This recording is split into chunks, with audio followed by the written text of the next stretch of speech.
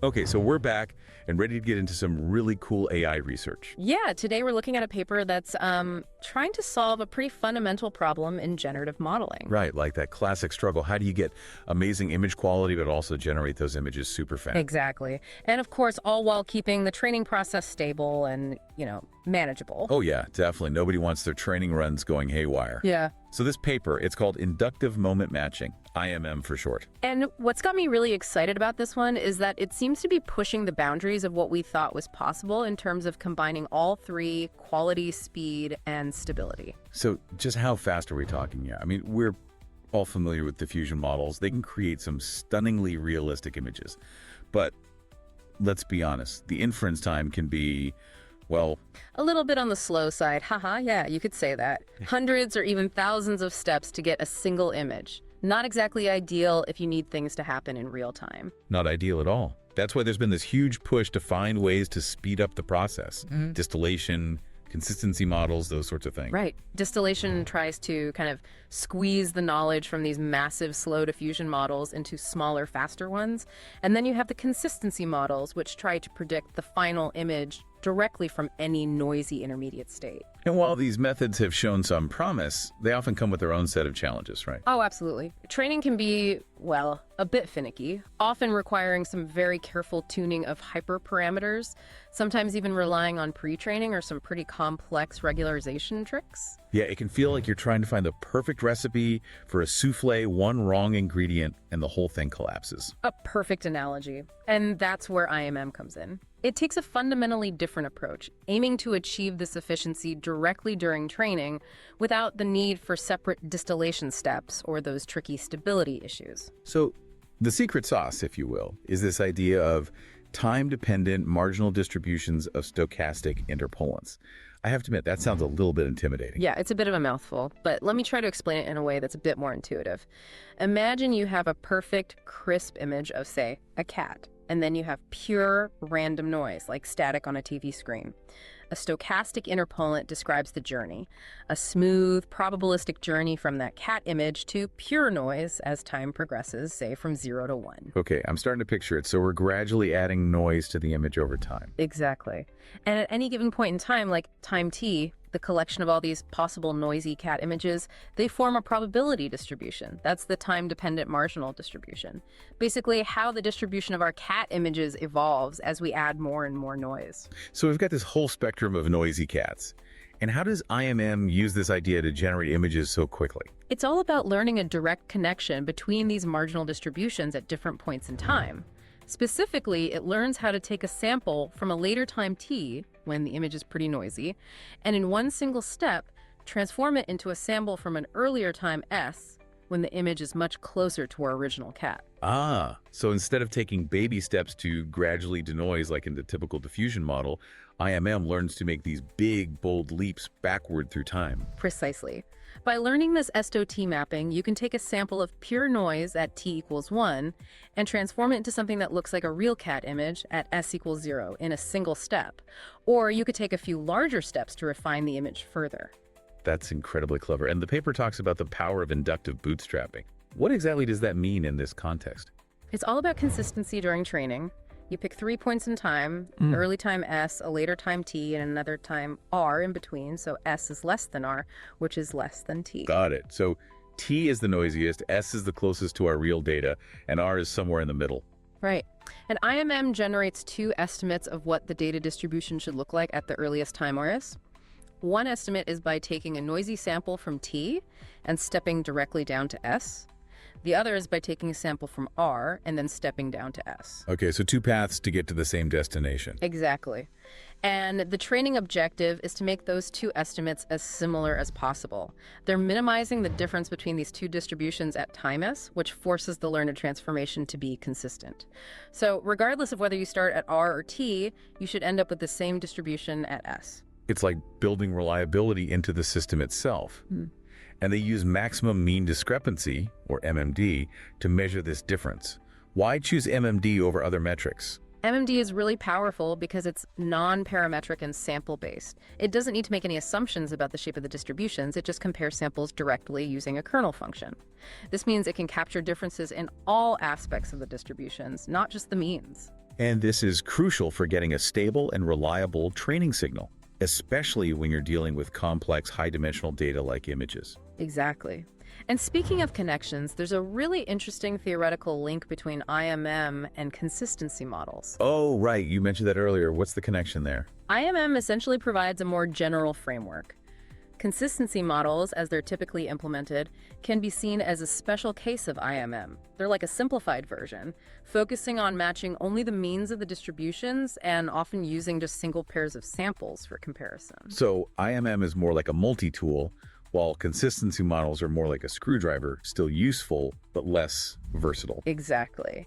And this more limited approach in consistency models could explain why they sometimes struggle with stability during training. That makes sense. So let's get into the details of how IMM actually works.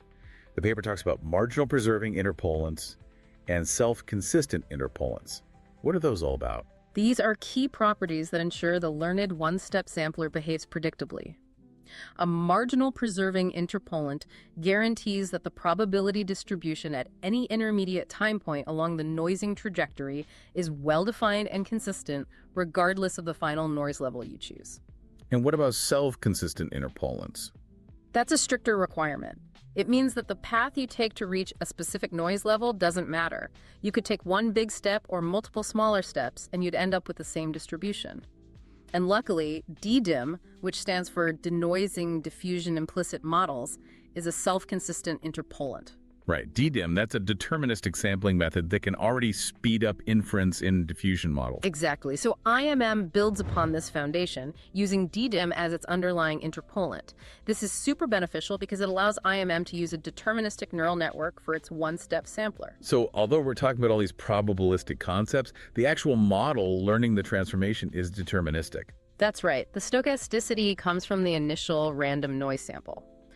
But the learned network itself takes that noise and deterministically transforms it into a less noisy image. And they also use a clever trick to reduce variance during training, right?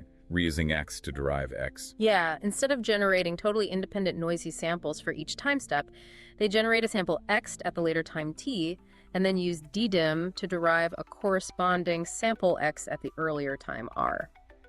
Because these samples share the same underlying data and noise, they're correlated, which helps to stabilize training. So it's like giving the model more consistent examples to learn from. And all of this culminates in a specific training objective, which is laid out in equation 12 of the paper. Can you give us a high-level intuition of what's going on in that equation? Basically, it's comparing two sets of generated samples. One set is created by starting at time t and stepping down to s using the IMM model. The other set starts at r and also steps down to s. The objective function tries to minimize the difference between these two sets, making sure that the model produces consistent results regardless of the starting point. Makes sense. Now, they also did a lot of experiments to fine-tune and validate their approach.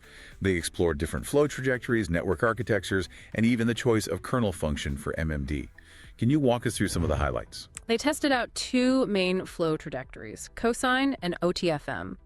Cosine is a common choice in diffusion models, while OTFM, which stands for Optimal Transport Flow Matching, aims for a more direct interpolation. They found that the best choice depended on the dataset and model architecture. So, no one-size-fits-all solution. And what about those different network parameterizations they tested? Identity, simple EDM, and Euler FM. Those are different ways of structuring the neural network that learns the denoising transformation. The identity parameterization was the simplest but didn't perform as well. Simple EDM and Euler FM, which borrow ideas from diffusion models and flow matching, showed better results. It sounds like finding the right combination of these different components is key to getting the best performance. They also talked about noise conditioning and the importance of using larger values. Why is that? Noise conditioning essentially tells the network how noisy the input is. By using larger values, you create a clearer distinction between different noise levels, which helps the model learn more effectively. It's like amplifying the signal so the model can hear it better.